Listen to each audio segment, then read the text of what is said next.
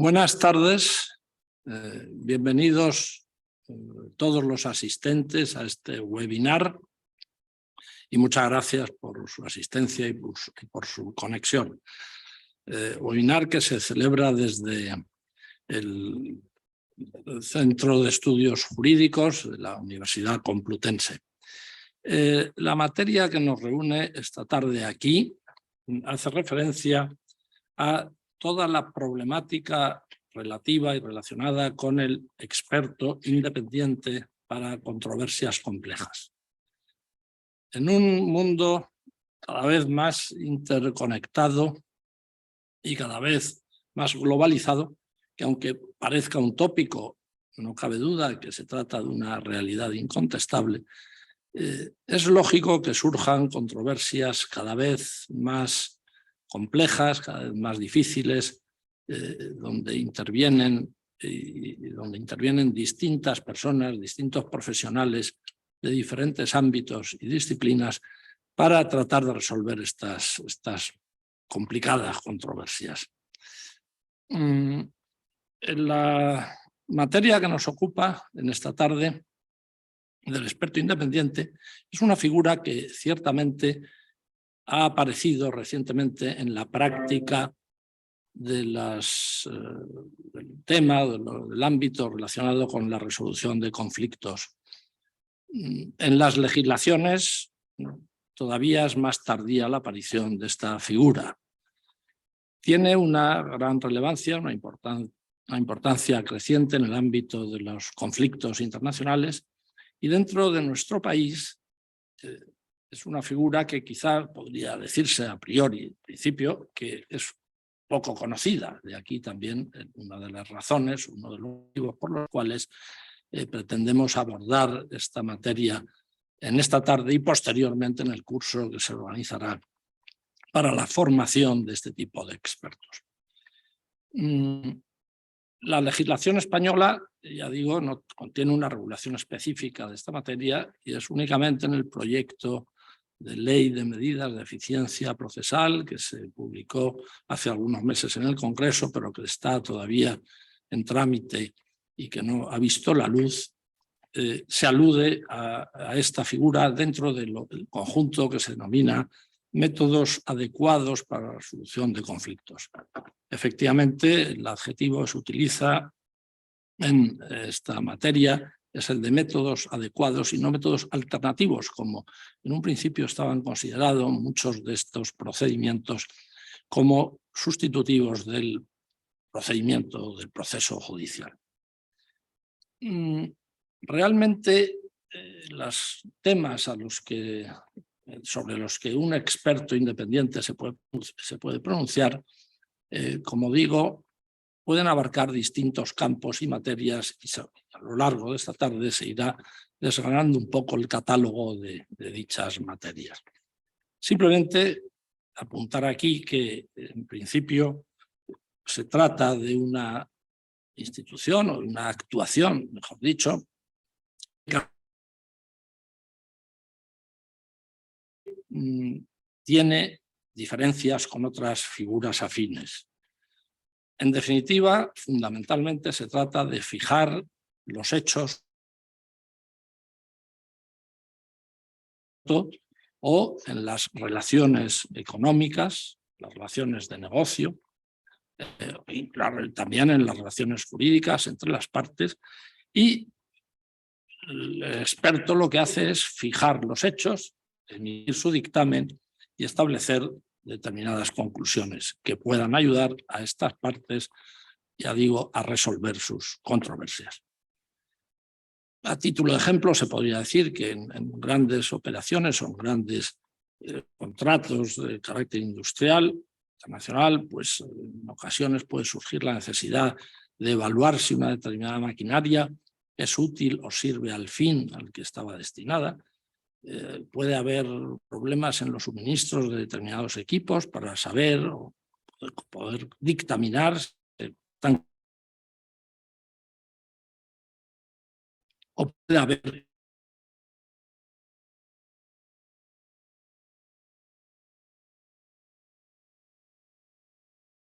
acciones o en operaciones de fusiones o escisiones.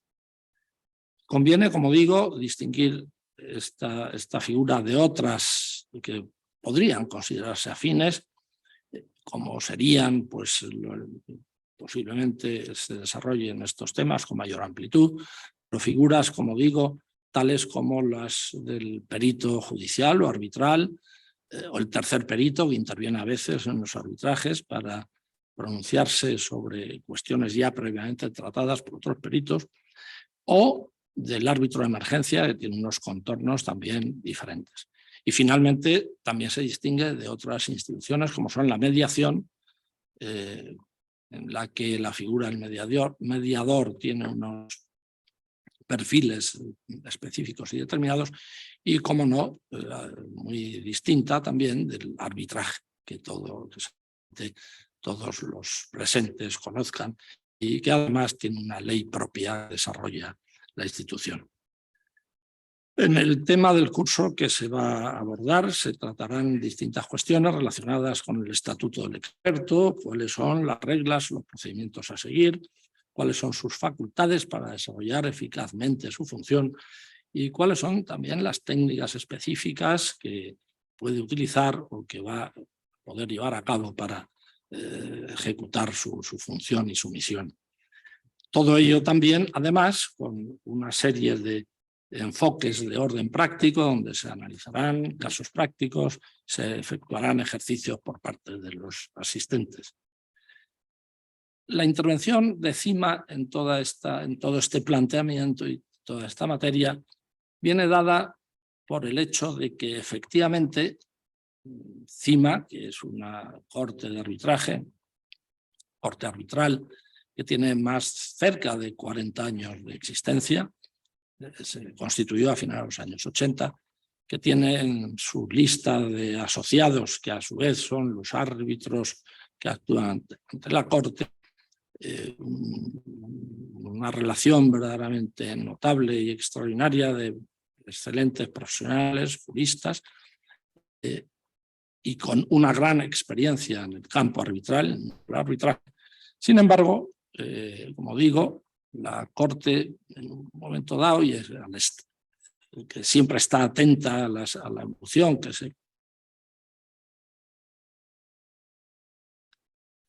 procedimientos y de alternativa, métodos de resolución de conflictos, acogió la iniciativa de estudiar el tema, de establecer los perfiles de la figura y, en este sentido, ha elaborado un reglamento que pretende, pues, dar cauce a toda esta materia para los casos en que las partes libremente y voluntariamente puedan querer que CIMA pilote y que supervise todo el procedimiento de experto independiente.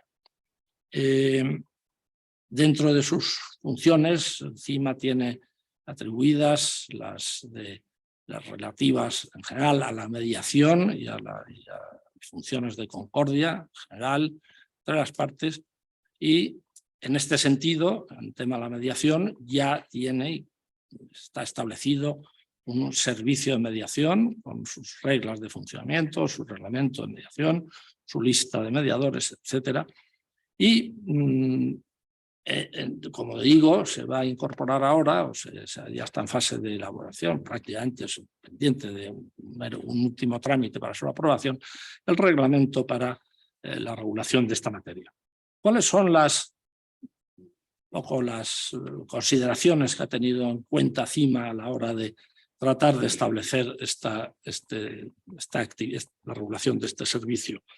Pues, en primer lugar, contribuir un poco al mundo de la resolución de conflictos en esta línea de establecer unas reglas claras, serias, fiables, a las que las partes puedan acogerse en el caso de que quieran acudir a esta figura. Y, en segundo lugar, pues, como también hace en todas sus actividades, dar soporte a las partes a través de la supervisión, de la ayuda, del auxilio y de la asistencia en todo momento. En definitiva, lo que pretende CIMA es establecer un puente hacia el arbitraje. Un puente hacia el arbitraje en el sentido de que habrá muchos casos, o algunos casos en los cuales a priori se plantee una situación de acudir a la figura de la determinación del experto y que las partes también al mismo tiempo resueltan las cuestiones técnicas y de hecho ya pacten la posibilidad de acudir al arbitraje, o también, ¿por qué no?, en el curso de algún arbitraje que se pueda estar tramitando, se pueda dar entrada o intervención a un profesional de esta naturaleza. Por tanto, simplemente quiero terminar esta presentación diciendo que me felicito, digamos, por haber impulsado esta iniciativa dentro de CIMA. Felicito al profesor Fernández Rozas, que ha sido impulsor de la misma, también a nuestro querido amigo Martínez Freneda, que es profesional, que ahora va a intervenir y que contará, es un ingeniero de minas que nos contará muchos temas en esta materia, y al Centro de Estudios Jurídicos, con el cual hemos llegado a un acuerdo para establecer e impulsar un curso de esta naturaleza que estoy seguro, será un éxito para todos los que quieran y puedan acudir al mismo. Muchas gracias. Y paso la palabra en este momento a Francisco Ruiz Risueños, el secretario de la Corte, el secretario de CIMA, que seguirá con el acto. Muchas gracias a todos. Buenas tardes o buenos días, depende del lugar en que se encuentren. Muchas gracias, querido presidente. Soy Francisco Sueño, el secretario de CIMA, y me voy a encargar de moderar, impulsar o coordinar esta interesante mesa, más que de debate, que también de exposición de lo que es el proyecto al que ha hecho referencia nuestro presidente Juan Serrada, así como al curso sobre experto independiente, expert determination, utilizando la terminología internacional como mecanismo adecuado, entendemos, para la resolución de conflictos que se puedan plantear entre las partes. Un mecanismo más. Me acompañan, o yo acompaño, o nos acompañamos recíprocamente en esta mesa.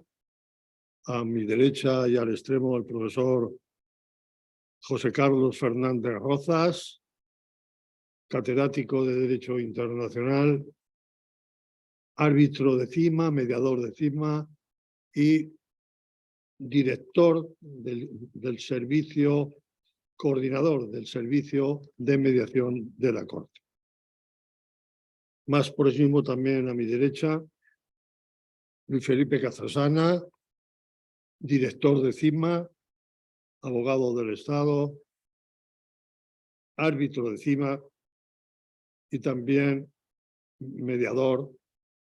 Será uno de los ponentes y uno de los profesores que impartirá ese curso al que ha hecho referencia nuestro presidente.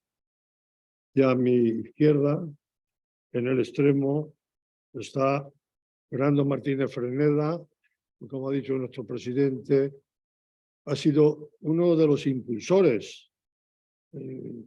La idea inicial de ponerse en contacto con CIMA surgió de un grupo de compañeros que él coordina de forma eficaz y persistente, de decir que su convicción en esta iniciativa pues, ha sido parte importante de que la misma haya sido tomada, como se dice en términos parlamentarios, en consideración, se haya producido su tramitación y estemos ya al final del trámite, pues este proyecto de reglamento que ya hemos elaborado tendrá que pasar en nuestra asociación por el pleno de la Asamblea General que se producirá en el mes de junio, que estamos convencidos porque ya hemos elevado consultas que será aceptado prácticamente por unanimidad. Yo voy a dedicarme poco más a esta introducción, puesto que la palabra la van a tener mis compañeros de mesa para desarrollar de una forma, digamos, más concreta, pues esas líneas maestras que ha expuesto Juan Segada en este momento. Y mi primera pregunta, les advierto a los demás miembros de esta mesa, pues que pueden intervenir para que haya el suficiente dinamismo en el desarrollo de esta presentación. La primera intervención va a ser la del profesor Fernández Rozas y le planteo cómo ve él, dentro de, sabiendo la naturaleza, la configuración que tiene CIMA, que es la Corte Civil y Mercantil de Arbitraje que patrocina y que inicia esta andadura, con todo agradecimiento, como es lógico, a nuestro partner, que va a ser nada más y nada menos que la Escuela de Práctica Jurídica de la Universidad Complutense, en cuya sede ahora mismo nos encontramos, preguntarle cómo ve él el papel que puede, el rol, como se dice en términos modernos, el papel que puede desempeñar o que debe desempeñar este sistema adecuado de resolución de controversias. El experto independiente, José Carlos. Muchas gracias, querido Paco. Es un honor estar con este plantel de figuras del arreglo de controversias de España y estar también en la Escuela de Práctica Jurídica de la Universidad Complutense de Madrid, que nos acoge. Y ciertamente en los últimos tiempos, pues el tema del arreglo de controversias, tanto extrajudicial como intrajudicial, se ha puesto muy de moda como consecuencia de este proyecto de ley que no se sabe si va a salir o no va a salir. Este es un tema, digamos, que cada vez está más lejano, porque el tiempo pasa y la legislatura se va a acabar. Pero en todo caso, el proyecto ha sido muy interesante para discutir sobre las cuestiones relativas a los procedimientos adecuados o alternativos, porque este es un tema que podríamos entrar en una discusión. Lo cierto es que hoy día, junto al arbitraje y junto a la mediación, han aparecido otros procedimientos que son más adecuados a determinados litigios. Es decir, que no hay fórmulas mágicas, el arbitraje para todo o la mediación para todo, sino que la práctica ha producido una serie de procedimientos que tienen unas características específicas y que no se parecen exactamente a la mediación o al arbitraje. Y entre estos procedimientos nuevos que han aparecido, que se están introduciendo en todas las cortes del mundo, si ustedes entran en las cortes internacionales más importantes, como la Corte Internacional de Arbitraje de la Cámara de Comercio de París, o la Corte de la Cámara de Comercio del Instituto de la Cámara de Comercio de Estocolmo, pues verán ustedes que junto al arbitraje y a la mediación hay otros procedimientos y dentro de ellos está la cuestión del experto independiente. El experto independiente es una figura que vale para determinados contenciosos, no para todos, pero que tiene gran importancia, en el sentido de que se trata de un técnico, en realidad de un perito que, excediendo las funciones propias del perito, el perito es una persona que tiene su papel tanto en los procedimientos de carácter judicial como en los procedimientos de arbitraje, es decir, que auxiliando o dando luz a las partes y a los árbitros o a los jueces para resolver la controversia.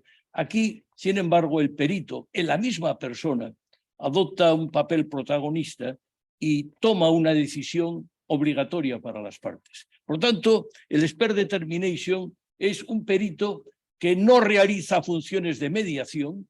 El mediador es una persona que no debe intervenir en el proceso, debe limitarse a poner de acuerdo a las partes, pero no adopta decisiones. Y en ese sentido, el expert determination, este perito, pues en principio no tiene por qué ser jurista, sino que va a resolver una cuestión técnica, una obra, el estado de una mina, determinadas cuestiones contables.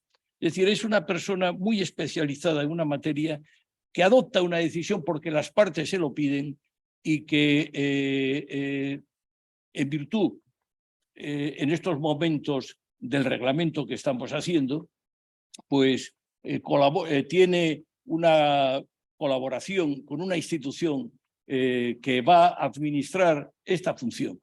Por lo tanto, es una función que se parece mucho a la del árbitro, solo que no es, digamos, no tiene una construcción estrictamente jurídica. Bien, es verdad que las partes pueden pedir que el dictamen sea motivado, no tiene por qué serlo. Los arbitrajes, la ley de arbitraje establece en el artículo 37 que los laudos han de ser motivados. Aquí no es necesario si las partes no quieren que sea motivado, y que las partes se comprometen a cumplir.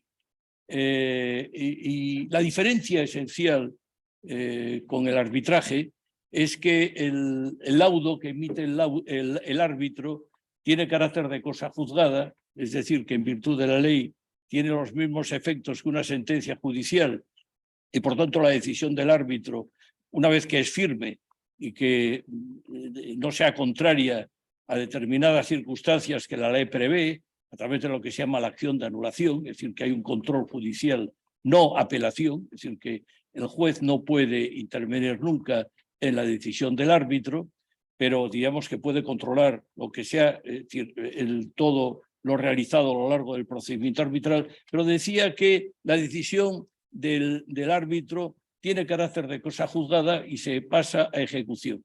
El dictamen de experto no. El dictamen de experto es una decisión obligatoria que se mueve en el mundo de los contratos y, por tanto, pues las partes se comprometen a cumplir lo que diga el expert determination y, digamos, si no lo cumplen, pues entonces ya habría que ir a un procedimiento judicial por una vía contractual, no por la vía de la acción de anulación.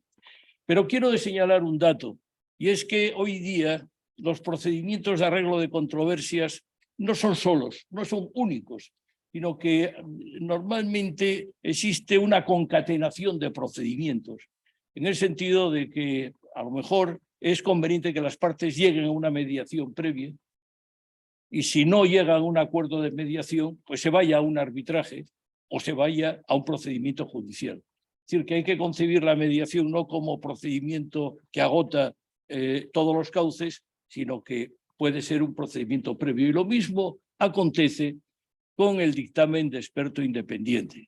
Es decir, que el experto independiente dicta su decisión, la decisión no llega a buen término y entonces se puede establecer que las partes pueden continuar su litigio a través de un arbitraje, es decir, o de un procedimiento judicial.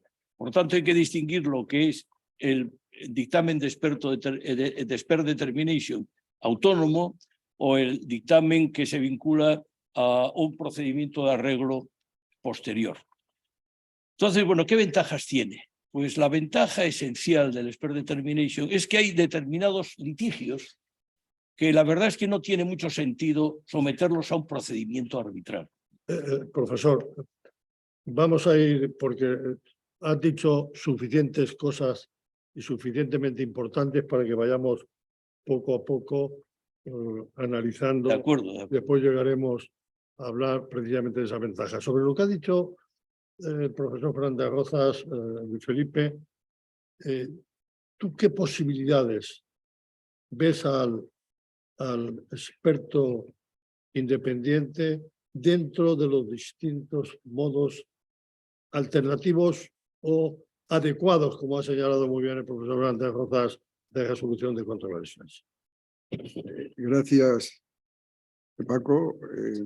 Reitero la satisfacción expresada por mis anteriores intervinientes en cuanto a la presencia aquí, la gratitud a quienes lo han organizado y a los que pacientemente se sientan a escucharnos. Yo sinceramente creo que la determinación por experto es efectivamente, una de las posibilidades que contempla ese famoso proyecto de ley nunca me acuerdo yo bien del título porque es larguísimo, pero es de medidas para mejorar el servicio de la justicia. Efectivamente, y como ha dicho el profesor Fernández Rozas, es muy difícil que este proyecto de ley llegue a buen término, al menos en esta legislatura, porque si uno se toma la molestia de profundizar en él mismo, se da cuenta de que aparte de los preceptos 1 a 17, que son en los que todos nos estamos fijando, hay una propuesta de modificación extraordinariamente larga y prolija de un montón de leyes actualmente vigentes. La hipotecaria, la de enjuiciamiento criminal, etcétera, etcétera. Y todo eso requiere un trabajo finísimo de propuesta de ponencias, de enmiendas, etcétera, etcétera, que lo hacen muy difícil.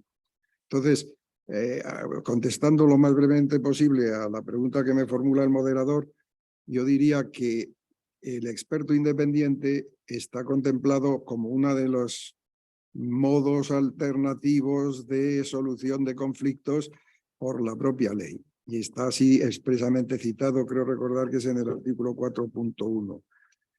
Lo importante de este precepto o lo importante de esta ley en este sentido es que, evidentemente, abrumados por la tardanza de la justicia y el atasco de los tribunales, del que de alguna manera incluso parece que se jactan los letrados de justicia en estos momentos en sus respectivas huelgas, señalando que cada día se suspenden 150.000 actuaciones, pues es evidente que viene bien que cualquiera de estas fórmulas cale en la sociedad y que sea utilizada como dentro de un puzzle de posibilidades para llegar a soluciones al menos más rápidas y que nos permitan a unos u otros, a los operadores económicos, saber qué terreno se pisa. Sin hacer un discurso exhaustivo de cómo se contempla esta posibilidad en la ley que acabo de citar o en el proyecto de ley que acabo de citar, diría que sus características principales son las siguientes. En primer término, como se ha señalado, es un requisito de procedibilidad. Es decir, las partes a un proceso civil tienen que justificar que han agotado el procedimiento de designación de cualquiera de las fórmulas que la ley ofrece antes de llegar al pleito. En segundo lugar, este experto sorprendentemente puede ser jurídico o técnico. Yo, por supuesto, no tengo ninguna razón de oposición lógica a que pueda ser jurídico, pero es evidente que un experto independiente jurídico previo a un pleito donde interviene un juez y donde intervienen los abogados de las partes y donde puede haber periciales jurídicas de opiniones de catedráticos, es muy difícil que esa posición sea unánimemente aceptada por todos los que intervienen en un procedimiento. Entre otras cosas, porque los jueces, como siempre, tienen la última palabra y siendo como son los que, de acuerdo con el artículo 11 o 12 del proyecto de ley, deben homologar lo que el experto independiente diga, pues habrá que ver si coinciden o no con lo que el experto ha dicho, sobre todo en temas y en materias que pueden ser muy opinables jurídicamente. El derecho continental no se basa en el precedente. El derecho continental es un proceso de subsunción de la norma general en el caso concreto, y eso lleva a unas reglas de interpretación que son las del 1281 al 1288 del Código Civil, que pueden ser dadas la vuelta como un calcetín por cualquiera de los intérpretes. Por tanto, yo lo del experto independiente jurídico en un proceso civil me ofrece serias dudas, porque ¿qué va a hacer el juez? ¿Va a homologar algo con lo que no esté de acuerdo? Los practicantes en materia de tribunales hemos visto como el Tribunal Superior de Justicia de Madrid ha decidido ir a juzgar no ya el orden público procesal, sino la valoración de las pruebas y de los argumentos que han hecho los propios árbitros, que en el fondo y al final respecto a esto serían arbitradores. Tanto ese tema es controvertido y puede serlo. En tercer lugar, el tercer rasgo es que la opinión del experto es vinculante para las partes cuando se produce acuerdo entre las mismas, pero que si no hay acuerdo entre las mismas, la virtualidad de la opinión del experto decae y desaparece, digamos, el vínculo que se hubiera podido crear por las partes con el experto respecto de ese tema concreto. En cuarto lugar, la ley se orienta en el sentido de que cualquier acuerdo obtenido extraprocesalmente, pero como requisito de procedibilidad, solo puede anularse por las causas que invalidan los contratos. Es decir, aquí la ley de alguna manera está vinculando la figura del experto independiente a la que en la vieja tradición legal española era la del arbitrador. Y perdón, acaban de hacer una pregunta los asistentes que preguntan, ¿es parecida la figura de... Es esta pregunta, entonces le contesta a Goenechea que le hace esta pregunta y entonces pues adelante. Sí. Vale, sí, efectivamente yo creo que el antecedente español de... Termino de enumerar las circunstancias y paso a responder esa pregunta. Es decir, que en definitiva decae y finalmente... el experto debidamente, la opinión del experto debidamente homologada o elevada a escritura pública, evidentemente puede despachar ejecución. Esto no es ni mucho menos tan fuerte como la cosa juzgada, pero permite conseguir que se abra un proceso de ejecución para conseguir que la opinión del experto llegue más adelante. Sí. ¿Has visto ya la 5? Sí. No. Lo digo yo a efectos de mantener el debate en sus justos términos. Todos los que quieran hacer preguntas, que las presenten y lo haremos al final de las intervenciones, pues porque si no, con las respuestas a las preguntas podemos dejar a otros ponentes sin intervenir y no analizar todas las cuestiones que tenemos por objeto transmitirles, que creemos que son la base del procedimiento de expert determination del curso que vamos a presentar ante ustedes. Esta base de lo que acabamos de escuchar, y tenemos aquí al ingeniero de minas experto en esta materia y un auténtico y verdadero convencido de la figura del experto independiente, porque el posible usuario, esta alternativa tiene estas características, estas posibilidades, pero ¿qué ventajas me puede reportar a mí? ¿Por qué tengo que ir al expert determination en lugar de acudir pues, a otra forma adecuada de resolución de conflictos? Y además, íntimamente relacionado con esto, como experto que tú eres, aparte de las ventajas que tú consideras que tiene el expert determination, ¿a qué sectores? Porque entendemos, como ha dicho muy bien el profesor Fernández, y ha señalado también Luis Felipe Castrejana, no se trata que todos los sistemas sirvan para todas las situaciones, sino lo que es necesario, y hay una labor importantísima de los letrados cuando asesoran a sus clientes, decirles que en virtud de las circunstancias que ocurren en su caso concreto, cuál es el medio más idóneo que puede resolver esas dificultades o esa controversia. Fernando, ¿qué ventajas? Bien, buenas tardes, muchas gracias. Primera ventaja, es un método rápido. ¿Por qué es rápido? Porque el experto es experto en la materia de la disputa, de la controversia, y es el que hace el dictamen, en definitiva, si las partes quieren, el que decide. Por lo tanto, como es experto en la materia, tiene que escuchar a las partes, ver lo que aporta cada parte, conoce en profundidad la materia y resuelve. Por eso es un método rápido. Además, se puede acordar entre las partes y el experto la duración del proceso. En el contrato entre las partes y el experto, se puede acordar que el experto no tardará más de 30 días o X días en hacer su dictamen. Lógicamente, el experto se compromete a ello una vez analizado que puede hacerlo en ese tiempo. Por lo tanto, primera ventaja es la rapidez. Segunda, el costo económico es asequible. Es asequible porque los costos que tenemos encima de la mesa son la tarifa del experto y la tarifa del centro, digamos, administrador del proceso, en este caso de CIMA. esos son los costos que estarían encima de la mesa. Por eso sería asequible el costo. En tercer lugar, si las partes así lo quieren o lo han querido en su contrato inicial, el proceso es definitivo y vinculante.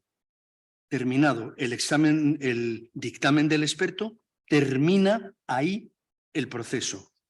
Otra cuestión es privado y confidencial el proceso. Es decir, que preserva la relación entre las partes. Normalmente evita lo que en muchos casos judiciales las partes acaban en grandes enfrentamientos y en grandes problemas. ¿Por qué queda preservada la relación de las partes? Principalmente por la confidencialidad y la parte privada que tiene. Y además, no solo entre las partes, también entre los aledaños de las partes. Una compañía tiene otras similares y puede perder reputación el contratista de turno si las demás compañías ven que ha tenido este conflicto, que ha ido... La confidencialidad le protege de este tema. Ahora, ¿en qué ámbito se puede aplicar el dictamen de experto? Eso es importante, los sectores en los que... Exacto. Primer concepto, en mi opinión, tiene que ser en aquello que las partes puedan convenir. Es decir, cosas de hecho, pero no de derecho. Es decir, un ejemplo sería pues si está involucrado algún tipo de cuestión relacionada con el derecho penal. Las partes tienen que poder convenir, pero es que esta es la vida. En la vida hay cantidad de cosas en las que no hay ninguna ley que prohíba a las partes acordar entre ellas que una disputa la van a resolver acudiendo a un tercero. Van a transferir su autoridad y su decisión a un tercero y se van a poner en manos de lo que este tercero decida. Nadie puede prohibir a las partes tomar esa decisión mediante contrato o mediante cualquier figura. Por lo tanto, lo primero es esto, tiene que ser en algo que las partes puedan convenir. Dentro de esto, pues es evidente que todos los temas técnicos, científicos, comerciales, pues son temas en los que, digamos, a grosso modo, perfectamente es viable el hacerlo. Y dentro de esto, si entramos en detalles, podríamos hablar pues de la ingeniería, de la construcción, del petróleo, del gas, de la energía en general. Podemos hablar de los seguros. Una cosa muy importante, podemos hablar de la propiedad intelectual. Hay un centro de Expert Determination dedicado exclusivamente a los problemas de propiedad intelectual, con una página web extraordinaria, con muchísimos casos resueltos vía Expert Determination, con un reglamento muy bien hecho. Esto también es viable. Seguros es otro tema. En definitiva, esto es el ámbito en el que se pueden resolver. Muy bien, pues muchísimas gracias. Yo creo que tenemos una idea de principios generales que pueden justificar y que justifican la figura del expert determination o del experto determinante. Vamos a ir avanzando porque, como se ha dicho anteriormente, CIMA ha elaborado un proyecto de reglamento, y digo proyecto porque, como he señalado, estamos pendientes de su aprobación por la Asamblea. José Carlos, tú que conoces perfectamente porque has participado activamente en la elaboración de ese reglamento, ¿por qué no nos describes de una forma, como tú sabes hacer, sintética y doctoral y docente, ya que eres un magnífico docente, las líneas maestras de ese reglamento? Bien, como ha señalado ingeniero con gran habilidad, pues hay ejemplos de expert determination antes de que CIMA entrase a trabajar estas patentes. Entonces, la Organización Mundial de la Propiedad Intelectual pues, tiene este mecanismo, pero no solamente ha sido CIMA, sino que ha sido otras cortes las que han trabajado. Por ejemplo, por citar una de ellas, la Corte de Arbitraje de la Cámara Internacional de Comercio de París, nada más, nada menos. Pero en España somos los primeros. En España somos los primeros. Y la idea es, antes de pasar al reglamento, tener una lista de personas. Cada corte debería tener una lista de personas que cumplan una función polivalente. por una parte, que sirvan para peritos en el momento que en un arbitraje se reclame, digamos, la existencia de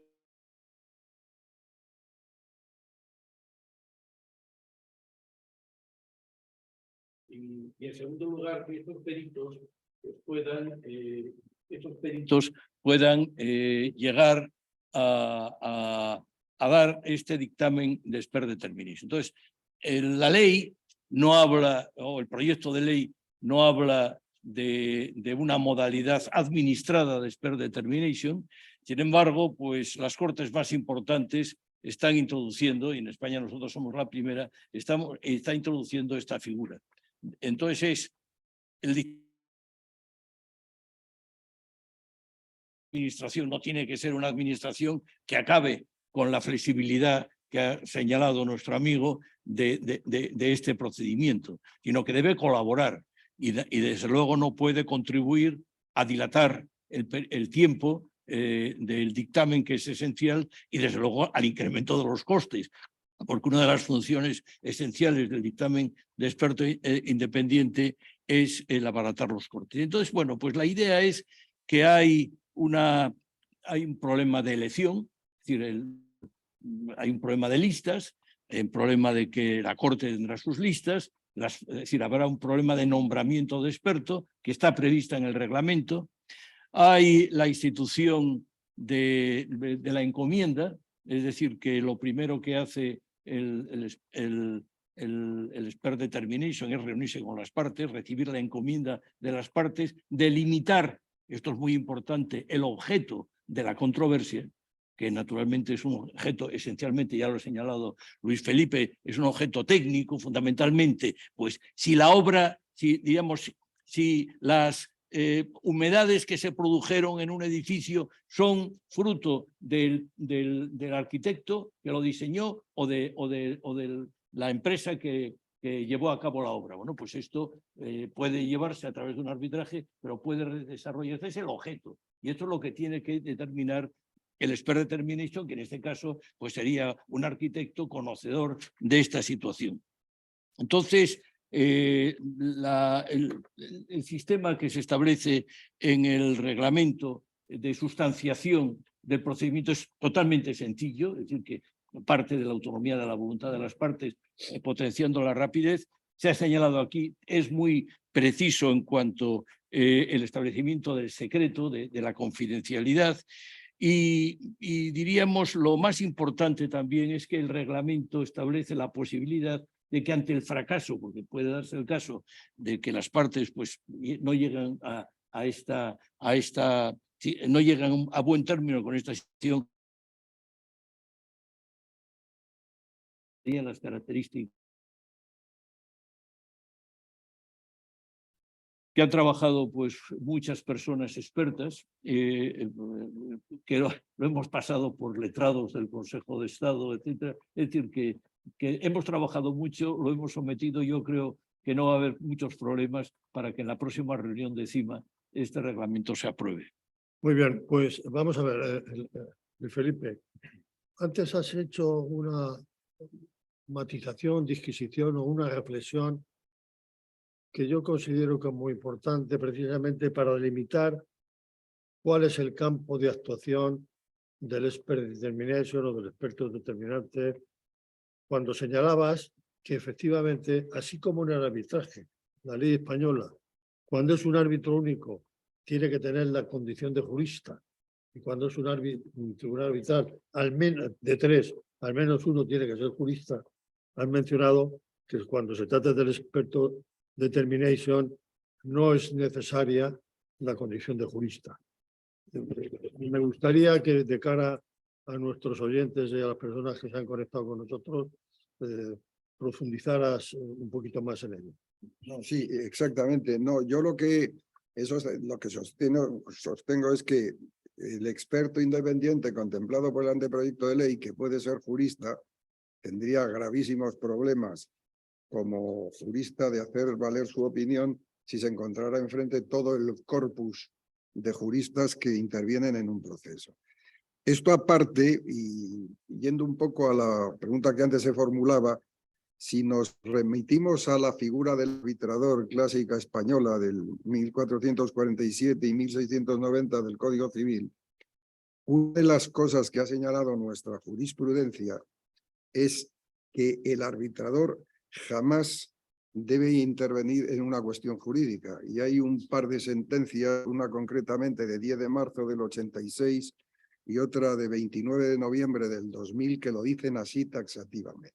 Es que es muy importante esto que estás diciendo para que quien acuda a la figura del expert determination sepa que se trata de un planteamiento que ahora nos hablará Fernando, si eres tan amable, donde el planteamiento es exclusivamente técnico sin ningún tipo de consideración jurídica. Esto dicho, en esto de la determinación de expertos hay dos fuentes de las obligaciones, digamos. De una parte está el anteproyecto de ley y de otra parte está la voluntad de las partes a través de su vinculación a la figura del experto por la vía de aceptación de una especie de arbitrio de experto administrado por una corte. Y en ese caso se tendría que ceñir a lo que los reglamentos de las cortes establecen. Y si tú te vas a algunos reglamentos de las cortes, como por ejemplo el de la CCI, y como por ejemplo me parece que también el de la Corte de Estocolmo, permiten que el experto sea jurídico. Pero vienen de tradiciones jurídicas muy distintas a las nuestras. La Corte de París, porque el derecho le importa un pie, hablando mal y pronto, es decir, el derecho no pasa jamás, en la Corte de París nunca se pasa jamás de una pura interpretación del contrato, jamás se llega a la interpretación de la ley en la que el contrato se basa. Esta es mi experiencia personal. Tanto, en definitiva, y al final yo creo que la Cámara de París equipara a un experto jurídico con un experto electricista. Y la de Estocolmo pues probablemente haga algo parecido. Pero yo creo que la sede natural de un experto por definición es una cuestión técnica. Insisto, una cuestión jurídica es absolutamente opinable y crearía muchos más problemas esa opinión de experto jurídico que ventajas la utilización del mismo. Sobre lo que acaba de decir Luis Felipe, querido Fernando, los ingenieros, que sois personas capaces y unos técnicos de sobrado prestigio, tenéis cierta tendencia, debe reconocerlo, a introducir interpretaciones jurídicas en vuestras consideraciones técnicas. Los que estamos aquí hemos tenido alguna experiencia en ese sentido y todos lo sabemos. Por eso te pregunto a ti, ¿eres un convencido de este expert determination o experto determinante? ¿Qué condiciones de solvencia técnica, y voy a dar un paso más, y también ética, que el expert va a ser el soberano que resuelva una determinada cuestión, tiene que ser independiente, tiene que ser, reunir todos esos imparcial, etcétera, etcétera? ¿Qué condiciones crees tú que debe de reunir el expert determination que vaya a integrar las listas de expertos de CIMA? Bueno, voy a dar la vuelta y voy a empezar por lo segundo. Voy a empezar por la solvencia técnica, ética. Lo primero que se tiene que preguntar el experto es, ¿realmente estoy capacitado? ¿Soy experto en la materia objeto de la disputa? ¿Lo soy o no lo soy? Eso forma parte de la ética, porque muchas veces el currículum está mejorado y ni la institución que administra el proceso ni las partes se pueden tragar un currículum, pero no importa. Yo pongo un ejemplo porque se me acaba de ocurrir. Puede haber un aprovechamiento, yo qué sé, integral de las piritas, pues no sabe, nunca ha trabajado en ese mundo. Bueno, pues ahí tenemos un caso en que convendría buscar un experto más en hidrometalurgia que haya trabajado con la minería B, sección B, etcétera, ¿no? En definitiva, la primera pregunta que se hace el experto es, ¿yo domino este tema? ¿Soy experto en esta materia? Bien. La segunda que se tiene que hacer el experto es, ¿tengo un conflicto de intereses? No solo en primer grado, en tercera derivada también. tengo conflicto de intereses, conozco, me relaciono con gente que también ahí tiene que renunciar o no aceptar el encargo si tiene conflicto de intereses o lo percibe. En todo caso, si hubiera una derivada muy lejana, desde luego tendría que poner a las partes en conocimiento de este problema y en todo caso las partes decidirían si sería válido. Y luego la tercera pregunta, que también para mí es importantísima. ¿Tengo tiempo para resolver esto? ¿Tengo tiempo? Porque si hablamos de especialistas, quitando gente, digamos, amortizada como yo, que ya soy viejito y que ya no trabajo, digamos, los expertos, son especialistas en cosas, tienen una agenda llena, tienen que tener tiempo para dedicarse a ello y contrato con las partes. Por lo tanto, desde el punto de vista, antes de empezar a aceptar el encargo, desde el punto de vista ético es lo primero que tiene que plantearse. Empieza el contrato, empieza el trabajo del técnico. Tiene que ser la mujer del César. No solo tiene que ser independiente y neutral, sino que tiene que parecerlo en todo momento. No puede generarse la más mínima duda en las partes de que no está siendo absolutamente imparcial. Si una de las partes se dirige a él, por ejemplo, por medio de un email en el que opina lo que sea, él inmediatamente tiene que copiar ese email a la otra parte, contestar diciendo: cada vez que ustedes se dirijan a mí tiene que ser con copia a la otra parte. Cada vez que él hable con una parte tiene que ser en presencia de la otra. Cada vez que él haga un escrito tiene que ser a las dos partes a la vez. Esto para que sea la mujer del César y parezca también y no cree la más mínima duda en cuanto a su imparcialidad. Y luego hay un tema importantísimo aquí que lo dije en la primera intervención y es la confidencialidad. Esto es privado y él tiene la obligación de mantener confidencial no solo todo el proceso que ha seguido, sino todo lo que ha aprendido de esas empresas en este proceso. Esto en cuanto al aspecto ético.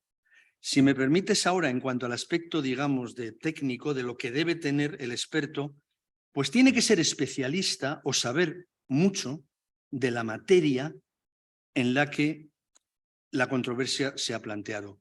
Esta es la característica para mí esencial, porque si no va a tener que andar consultando, subcontratando, metiendo en líos, en definitiva, un proceso que debe ser muy straightforward, muy sencillo, rápido y directo. Esa es la característica fundamental.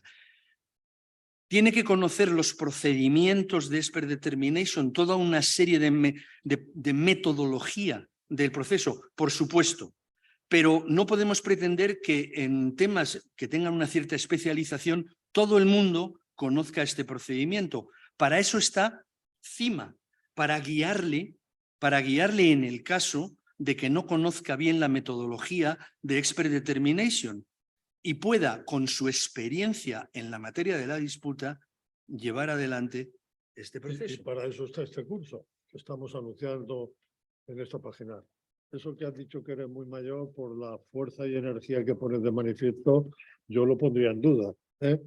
Vamos a ver, vamos aquí a parar un momento, no a parar, sino a cambiar el ritmo, porque había antes una pregunta, me parece que... Hay varias preguntas. Hay varias preguntas, había una primero para Luis Felipe. Y ya la contestó. La contestaste. Más o menos, pero bueno. ¿Quieres matizar? Sí, no, cuando tú quieras. Bueno, vamos a matizar. Voy a hacer las preguntas y luego y luego venimos a hablar aquí de nuestro libro. Sí. Y entonces al final pues convendría, digamos, señalar un poco cuáles son las líneas del programa que te rogaría. Sí, hacemos este cambio de ritmo en este momento precisamente para dar paso a las personas. Es que hemos recibido muchas preguntas que, bueno, se pueden agrupar en la naturaleza jurídica y en la distinción entre el mediador, perdón, mediador es otra cosa, no tiene nada que ver con el expert determination, es otro mundo distinto, la mediación es un mundo distinto, pero la vinculación entre el expert determination y el arbitraje y las modalidades de arbitraje. Se ha hablado aquí de arbitrador, se habla de arbitraje de equidad, se habla de otras instituciones parecidas. Yo lo primero que quiero decir, antes de pasar la palabra a Luis Felipe, es que cada país tiene sus propios sistemas y entonces pues nosotros tenemos que basarnos en el sistema español, donde tenemos la ley de arbitraje de momento y la ley de mediación del 2012 y nada más. De momento es lo que tenemos.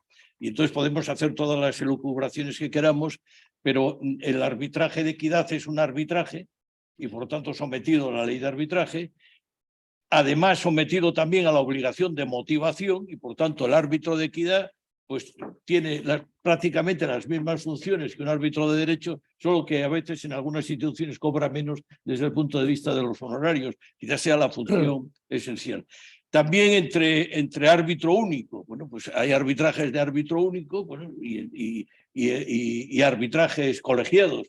Es decir, y entonces el arbitraje de árbitro único pues no se parece nada al expert determination porque es arbitraje y porque el arbitraje está sometido a la ley de arbitraje y la ley de arbitraje pues establece una serie de requisitos para los árbitros y establece también unas consecuencias sobre lo que hacen los árbitros, que fundamentalmente, y esa es la diferencia esencial con el expert determination, es la cosa juzgada de sus decisiones.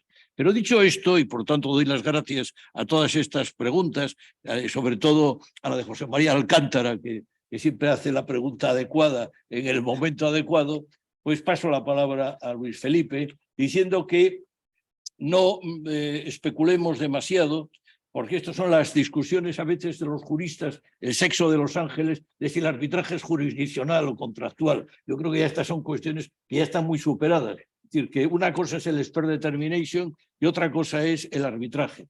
Que de momento la figura está poco delimitada en nuestro sistema y que tenemos que delimitarla por el momento con el reglamento de arbitraje, porque no tenemos la ley, pero no, este reglamento es totalmente, digamos, posible y por tanto no va en contra de ninguna norma y se puede desarrollar perfectamente la figura sin tener una regulación específica.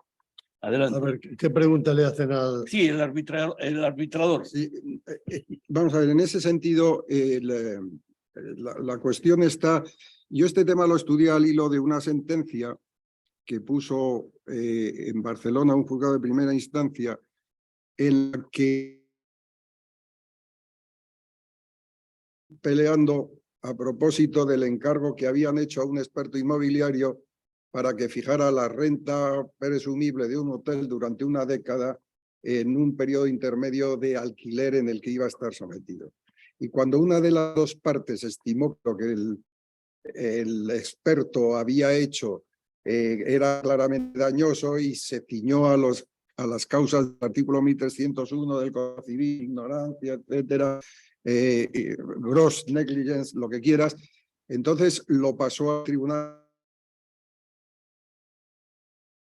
del año 22, dijo que aquello no podía él entrar porque era incompetente, porque se trataba de un laudo arbitral y que por tanto lo que procedía es que planteara una acción de anulación del laudo arbitral. Naturalmente las partes ante semejantes sentencias recurrieron y la audiencia o el Tribunal Superior de Justicia de Barcelona, al hilo, utilizando el artículo 465.3 de la Ley de Enjuiciamiento Civil, aprovechó para decir que cuando la infracción procesal se produce al inicio y no ha valorado el juez las circunstancias que le llevan roga el derecho de ser primera instancia y por tanto puede analizar la cuestión hasta el final. Y naturalmente descartó la posibilidad del arbitraje. Es decir, eso lo primero para una distinción clara de lo que puede ser la función de un experto independiente, llamémosle arbitrador, como se llama habitualmente en la doctrina española, de lo que es un puro arbitraje. No tiene nada que ver. El arbitrador, de hecho, en el derecho español y al hilo de los artículos citados antes, 1447 y 1690, es alguien que contribuye desde fuera a la integración de un contrato. No es parte de ese contrato. Es una persona a la que las partes encomiendan que fije uno de los elementos esenciales del contrato. En el caso del 1447, el precio de la compraventa. De tal manera que el precio que esa parte fija se entiende que es el precio en el que ambas partes están de acuerdo o el que les guste o no tiene que ser comúnmente aceptado. En el caso del 1690 es cuando pueda establecer cuáles son las consecuencias de la liquidación de una sociedad o de una comunidad de bienes, etc. Y ahí dice que si se equivoca, pues por haber violentado la equidad, entonces su actuación es recurrible. El arbitrador de otra parte puede ser, como es perfectamente conocido, boni iuris o bien merum arbitrador. El boni iuris es al que se le han dado todas las instrucciones precisas para que llegue al acuerdo. Y yo cito como ejemplo que he vivido el de cuando dos partes que discutían sobre la valoración de una cartera de banca seguros encomendaron a dos expertos en aseguramiento que fijaran el valor de esa cartera. Eso fue motivo de un arbitraje sobre el que no voy a abundar más, pero cuyo resultado quedó publicado en esos anales de litigation que hace una editorial, no sé si es Aranzadi o Wolters Kluwer o cuál, del año 2017. Y ahí se planteó también la discusión de si aquellos eran árbitros o arbitradores. Debo decir que el tribunal... Yo creo, perdón, esa es la preocupación fundamental que se manifiesta. Yo creo que ha quedado claro, pero incluso hay una cuestión terminológica que habéis mencionado ante vosotros. Es decir, hasta que aparece este proyecto de ley que está en este momento, como se ha reiterado, paralizada la tramitación en el Congreso, aquí fundamentalmente estaba los tribunales de justicia y un método alternativo que era el arbitraje. Esa ley ya no habla de método alternativo, sino de métodos adecuados, porque hay métodos que resuelven las controversias entre las partes, pero que no son alternativos del judicial. El único alternativo al judicial, porque dicta una resolución que en lugar de ser sentencia es un laudo que tiene fuerza ejecutiva y efecto de cosa juzgada, es el arbitraje. Y ese árbitro, como se ha dicho aquí, puede ser de equidad o de derecho, de un árbitro único o de un tribunal arbitral colegiado, en los 4 supuestos, ad hoc o institucional. En todos estos supuestos, el laudo tiene los mismos efectos. En un caso dictado por un único árbitro y en otro por un tribunal colegiado. Después, la mediación, el expert determination, la conciliación, son métodos que ponen de manifiesto la capacidad y la voluntad del ser humano para ponerse de acuerdo en resolver sus competencias, sus discrepancias sin acudir ni a los tribunales de justicia ni al arbitraje. Yo creo que esa es, abundando y descendiendo un poquito más al terreno práctico de lo que han expuesto perfectamente el profesor Fernández Roza. Bueno, yo creo que los 3, porque tú también has hecho referencia, Fernando, a estas cuestiones. Tiene que quedar perfectamente claro que son cosas totalmente distintas. Y ahora en este punto, si me parece, quería decir, bueno, te doy la palabra inmediatamente, que vamos a hablar del libro, vamos a hablar de qué consiste el curso. Luis Felipe. No, antes de que empecéis a hablar del libro, lo único que yo quiero decir es, primero, que el arbitraje no es alternativo, yo creo que es sustitutivo de la jurisdicción. Bueno, y que ahí es ahí donde encuentra la principal enemiga de la propia jurisdicción, porque en el fondo y al final es resolver como un juez. Es decir, el arbitraje concede la plenitud de jurisdicción en el límite material en el que al árbitro se le ha encomendado el mandato, la plenitud de jurisdicción que pueda tener el tribunal de revisión de una sentencia de primera instancia, y que no tiene, por cierto, el Tribunal Supremo, puesto que la plenitud de jurisdicción viene al que juzga de los hechos y del derecho aplicable. Por tanto, la herramienta más importante, la fundamental, es el arbitraje. Lo que pasa es que el arbitraje, que cada vez se va judicializando más, inevitablemente, dada la fertilidad de los abogados y de los propios tribunales, pues en definitiva requiere que haya otra serie de mecanismos de ayuda que vayan simplificando los procedimientos, allanándolos y, si es preciso, evitándolos. Y ahí es donde surgen todos estos demás que estamos hablando. Porque digamos que aquí hay un rey civil y un rey social. El rey civil es el juicio ordinario, el rey social es el arbitraje. Efectivamente, cuando yo hablaba de la terminología utilizada hasta el proyecto de ley, que eran métodos alternativos, pero se ha discutido, como muy bien ha señalado Luis Felipe, si es alternativo o sustitutivo. O cualquiera de los matices, lo cierto es que tanto el laudo produce los mismos efectos que la sentencia, para que lo sepan las partes, y implica un conflicto, mientras que los otros sistemas implican, bueno, el expert determination también puede dictar, si las partes están de acuerdo, una resolución, no le vamos a llamar laudo porque no es un laudo, pero es una resolución que, si las partes quieren, tiene fuerza vinculante para la misma y produce el efecto de obligarles a su puro y debido cumplimiento. Bueno, vamos a hablar en esta última parte, si nuestros oyentes y asistentes no se han cansado y fatigado, vamos a hablar del libro. Fernando, ¿cuál es el contenido del curso? Bien, el contenido Estamos del aquí curso, para hablar del curso sí. que vamos a impartir con la Escuela de Práctica Jurídica de la Bien, el contenido del curso tiene, en mi opinión, como tres grandes partes. Una primera parte es, digamos, conceptual, es sobre qué se asienta expert determination. Y ahí se va a hablar, por supuesto, de cima, qué es cima, etcétera, ¿no? Que aunque muchos alumnos lo van a saber, me parece imprescindible porque va a ser el sustrato sobre el que se va a apoyar pues cualquier caso que resolvamos vía expert determination. Y luego, pues, encuadrar expert determination en el marco de los ADRs, de los métodos alternativos a los procesos de la justicia, ¿no? Entonces esa sería la primera parte del curso, muy conceptual, enmarcando expert determination ahí. La segunda parte del curso es mucho más pragmática, va a la metodología de expert determination.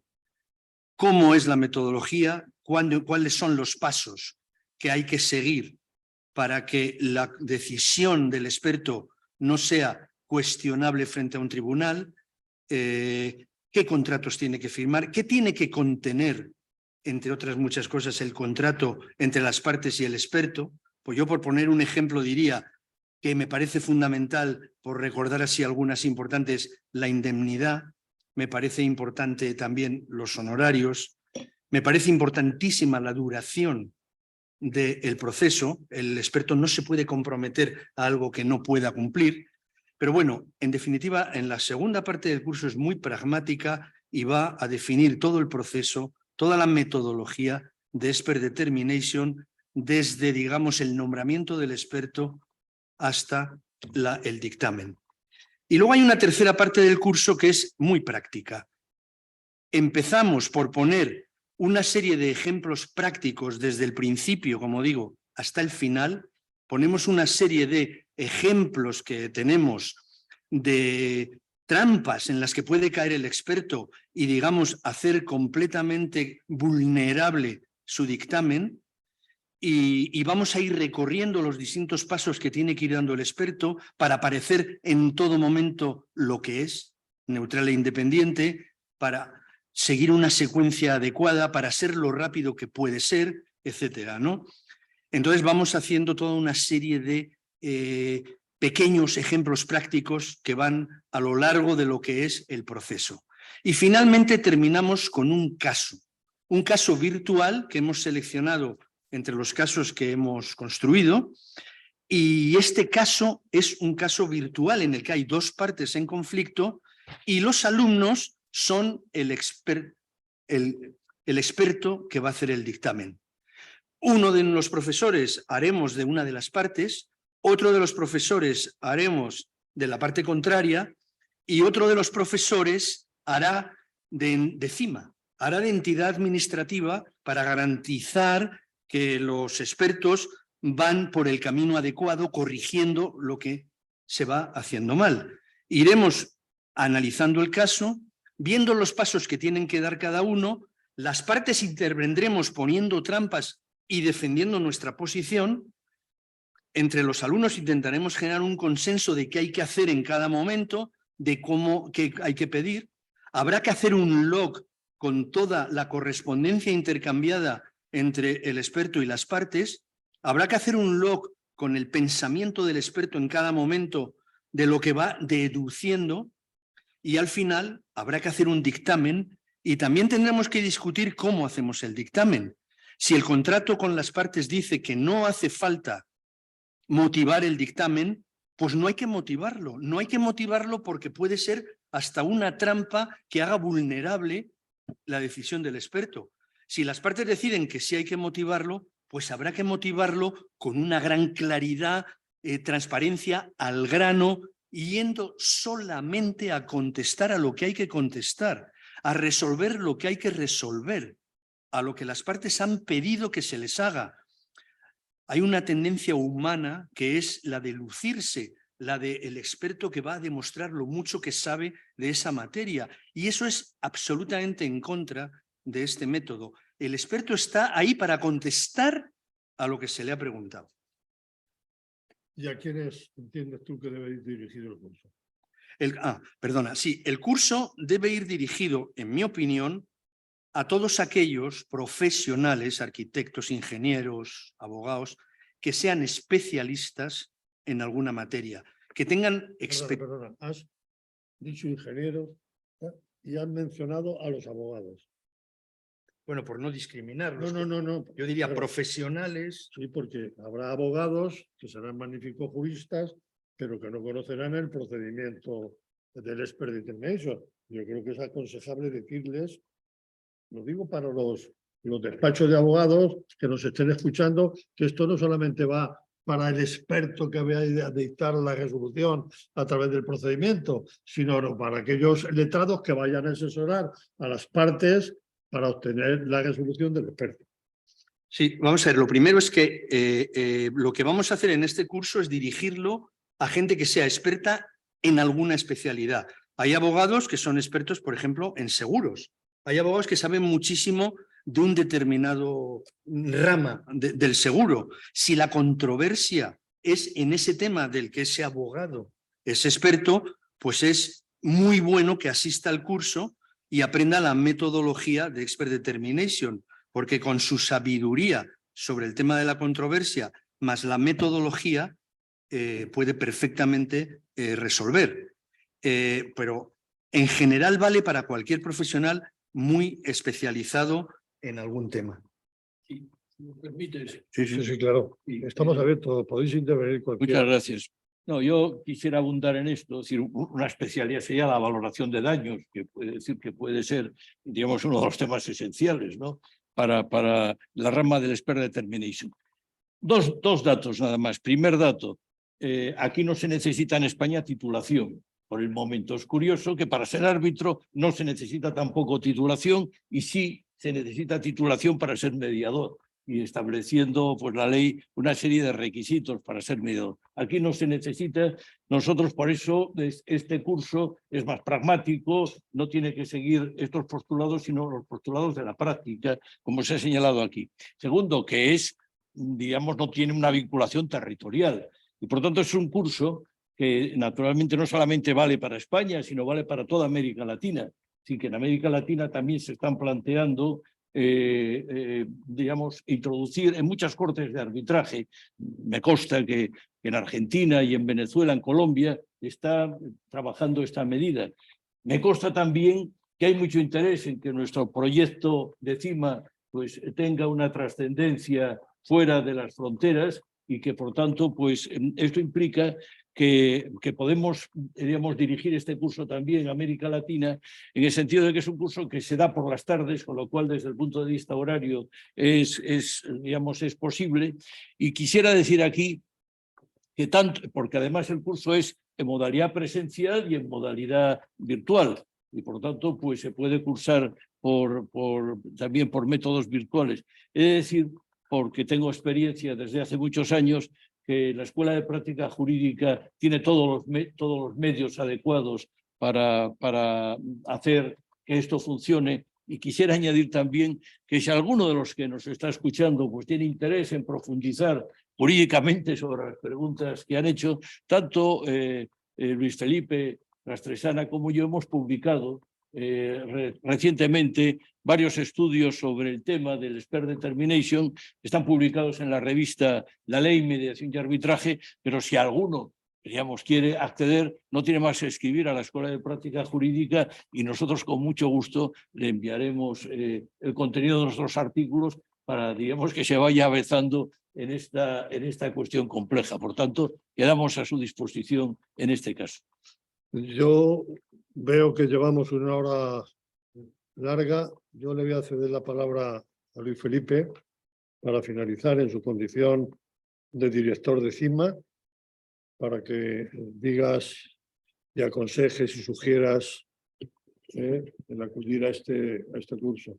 No, vamos a ver, después de todo lo que han dicho quienes me han precedido en el uso de la palabra, poco más puedo añadir.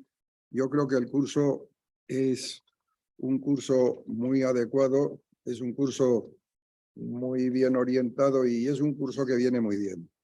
A mí me da la impresión de que en este tema, como en tantos otros, a quienes estamos dando la palabra es a la sociedad civil, es decir, a las personas, a las empresas que de verdad necesitan instrumentos para seguir funcionando. Y evidentemente las controversias que surgen siempre inevitablemente entre las empresas, estadísticamente la CCI hace unos años le oí decir al representante en España que un contrato comercial se viene a romper al tercer año y que al quinto año se rompe uno, no sé si de suministros, etcétera. Es decir, la controversia está ahí y lo mejor que se puede hacer en materia de controversias entre empresas, sobre todo entre empresas, que es además al mundo al que nosotros nos estamos dirigiendo, básicamente, no deben enquistarse, no deben personalizarse, no deben convertirse en algo inamovible, porque parece que forma parte del núcleo duro de la empresa en cuestión, cuando es un tema que se resuelve en la contabilidad del año en que se produce la controversia. Tanto yo creo que es fundamental que vayamos en este sentido por delante de los textos legales, para que los textos legales y luego la jurisprudencia termine citando estas aportaciones de la sociedad civil, como por ejemplo cita muchas veces ya los códigos de buena conducta que ha puesto en marcha el Club Español del Arbitraje, entre otras cosas. Es decir, se trata de que nosotros coadyuvemos a la labor de la justicia como colaboradores de la misma, bien jurídicos o bien técnicos, para que de alguna manera sea de verdad un servicio que los ciudadanos agradezcan. Yo termino diciendo que lo mismo que se dice de un arbitraje, que un arbitraje vale lo que vale un árbitro, es evidente. Y una institución arbitral. Bien, bueno, pues y una institución arbitral, una medición o una aportación de experto independiente vale lo que valga ese experto. Es decir, aquí es clave la elección del experto. Y en este sentido, yo creo que cuanto mejor conformemos una lista de posibles expertos, que probablemente en muchos casos no tengan que pertenecer a entidades que estén en el día a día, llámalo a sociedades de valoración, llámalo auditoría, llámalo despachos, sino que estén un poco au-dessus de la mêlée y que más bien formen parte, por ejemplo, de asociaciones ingenieriles o de claustros de eméritos, etcétera, etcétera, mejor. Yo he tenido la experiencia de un juicio de seguros, por cierto, que se llevó en España y a la vez en Inglaterra, porque demandaron a la empresa española en los dos lados. Y al final lo que nos quitó la mórbida y absolutamente pastueña jurisdicción española, nos lo devolvieron en Inglaterra por la vía de la opinión de un experto independiente, que era una persona que resolvió perfectamente el caso. Es decir, que eso es fundamental y es fundamental que trabajemos sobre estas. Yo no quiero decir nada más. Muy bien, pues muchísimas gracias a los miembros de esta mesa. Creo que han explicado con la suficiente claridad y pragmatismo lo que quiere ser este curso, lo que quiere ser y va a ser el servicio de Expert Determination que va a implantar en su organización de la Corte Civil y Mercantil de Madrid, CIMA. Darles las gracias a todos los que se han conectado con nosotros y como se ha dicho hoy, se ha dicho aquí muy bien, se trata de un método, de una posibilidad más que ponemos o que vamos a poner en manos de los ciudadanos para que libremente tengan una opción para intentar resolver sus controversias. Muchas gracias por su asistencia y damos por terminada esta sesión. Muchas gracias.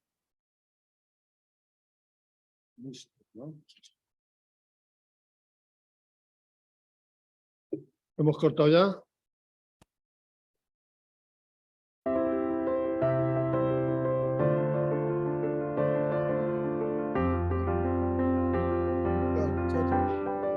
Ejercer una profesión tan exigente como la abogacía, desde la excelencia, requiere una constante formación y actualización de la mano de los mejores profesionales. ¿Qué tal? ¿Qué tal servicio?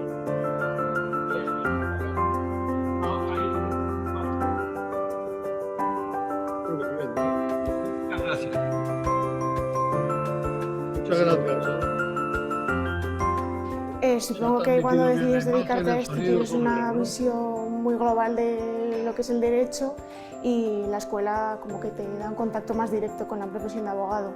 La escuela te da una formación práctica, el nivel del profesorado es altísimo, hay una alta especialización y además te prepara para lo que luego te encuentras fuera. La verdad que hay mucha oferta pública y privada, pero el prestigio de la institución y el hecho de que sea la primera escuela de práctica jurídica le da más valor. Hombre, la tradición y la experiencia pesan a la hora de elegir, pero también miras qué le puede aportar a tu futuro. La escuela mantiene colaboraciones con empresas y despachos de referencia y eso es algo que hay que tener en cuenta. Me llamó la atención el contraste entre la antigüedad de la fachada y el entorno en el que se encuentra la escuela y las instalaciones tan modernas que tiene en su interior. Las instalaciones son magníficas, pasas muchas horas aquí y al final es importante que estés a gusto. Se ha ido actualizando con el tiempo los espacios y equipamientos, las aulas, espacios comunes. La biblioteca, el salón de actos, hay un compromiso entre la formalidad institucional tradicional y la adaptación a los nuevos tiempos. La pandemia lo cambió todo, las personas y las instituciones tuvimos que adaptarnos a la nueva realidad. Puedes tener unas instalaciones estupendas para la formación presencial y no estar preparado para la formación online. La escuela ha sabido adaptarse, ya que además de las clases online hay una diversidad de propuestas formativas virtuales. Estar al día no es una opción, 68 años te enseñan a reinventarte. La Escuela de Práctica Jurídica brinda a sus alumnos un amplio elenco de cursos, tanto en formato presencial como telepresencial, que se imparte en nuestras modernas instalaciones situadas en el centro de Madrid. Se cumplió mis expectativas al 100%. Una carrera profesional pasa por muchas etapas y la formativa es crucial. Cuando empiezas a trabajar, haber sido alumno de la escuela es un plus, ya que hay un reconocimiento social. Lo notas, hasta cierto punto sientes que formas parte de esa historia y de ese prestigio. Lo que siempre fue mi vocación y hoy es mi profesión empezó allí. La escuela, para mí no hay otra.